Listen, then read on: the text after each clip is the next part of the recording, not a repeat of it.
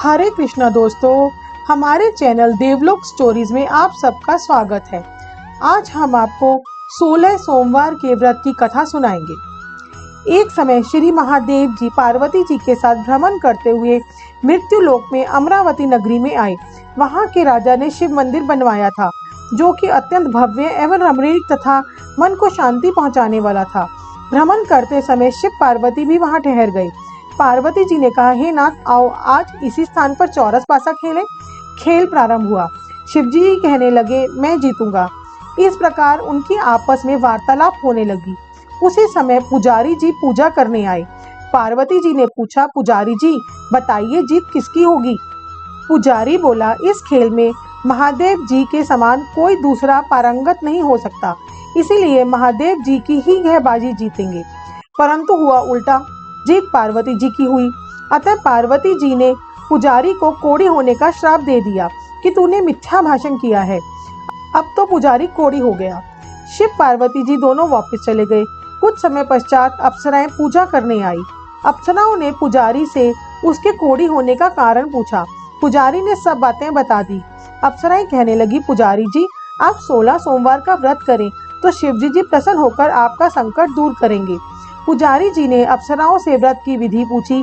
अप्सराओं ने व्रत करने और व्रत के उद्यापन करने की संपूर्ण विधि बता दी। पुजारी जी ने विधि पूर्वक श्रद्धा भाव से व्रत प्रारंभ किया और अंत में व्रत का उद्यापन भी किया। व्रत के प्रभाव से पुजारी जी रोग मुक्त हो गए। कुछ दिनों बाद शंकर पार्वती जी पुनः उस मंदिर में आए तो पुजारी जी को रोग मुक्त देखकर पार्वती जी ने पूछा, मेरे दिए हुए श्राप से मुक्ति पाने का तुमने कौन सा उपाय किया?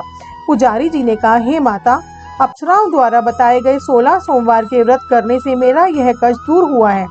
पार्वती जी ने भी 16 सोमवार का व्रत किया, जिससे उनके रूठे हुए कार्तिकेय जी भी अपनी माता से प्रसन्न होकर आज्ञाकारी हुए। कार्तिकेय जी ने पूछा, हे माता, क्या कारण है कि मेरा मन सदा आपके चरणों में लगा रहता है?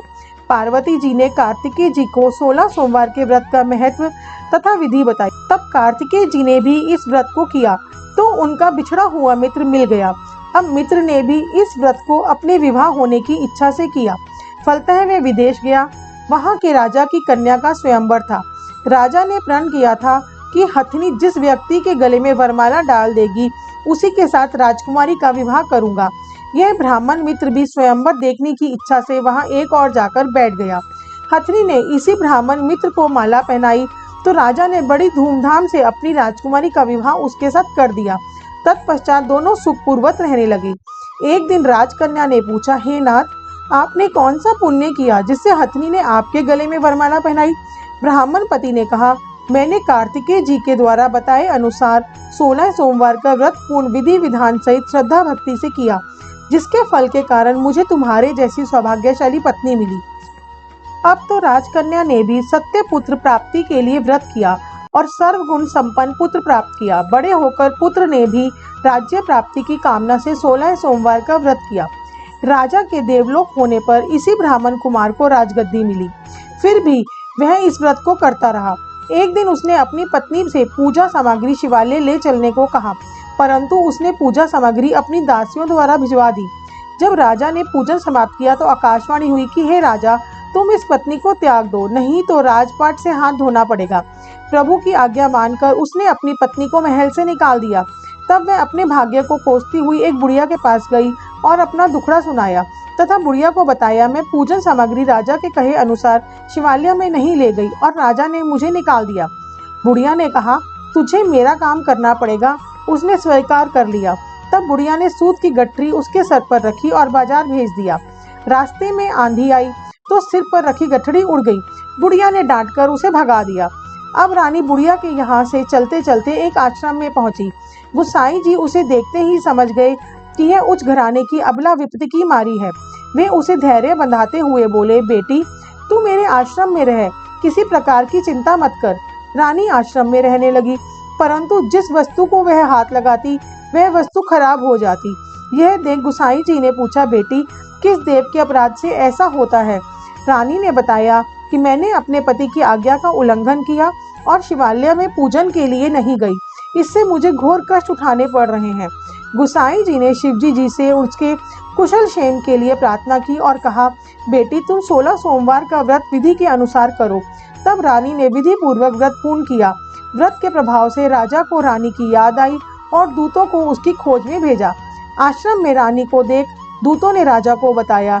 तब राजा ने वहां जाकर गुसाई जी से कहा, महाराज ये मेरी पत्नी है, मैंने इसका परित्याग कर दिया था, कृपया इसे मेरे साथ जाने की आज्ञा दें। शिवजी जी की कृपा से प्रतिवर्ष 16 सोमवार का व्रत करते हुए वे आनंद से रहने लगे और अंत में शिवलोक को प्राप्त हुए। ओम जय शिव ओंकारा, बोले जय शिव ओंकारा। ब्रह्मा विष्णु सदा शिव, ब्रह्मा विष्णु सदा शिव, अर्धांगिनी धारा। ओम जय शिव ओंकारा।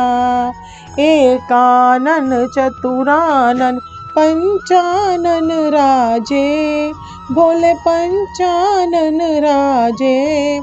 हंसानन गरुणासन, हंसानन गरुणासन, वृषवाहन साजे। ओम जय शिव ओंकारा। दो भुज चार चतुर्भुज, 10 भुज अति सोहे, भोले 10 भुज अति सोहे। तीनों रूप निरखता, तीनों रूप निरखता, त्रिभुवन जन मोहे। ओम जय शिव ओंकारा। अक्षमाला बनमाला रुंडमाला धारी, भोले रुंडमाला धारी। चंदन मृग मद चंदा, चंदन मृग मद चंदा, सोहे त्रिपुरारी। ओम जय शिव ओंकारा। श्वेतांबर पीतांबर बागंबर अंगे, भोले बागंबर अंगे। सनकादिक गरुणादिक, सनकादिक गरुणादिक, भूतादिक संगे। ओम जय शिव ओंकारा।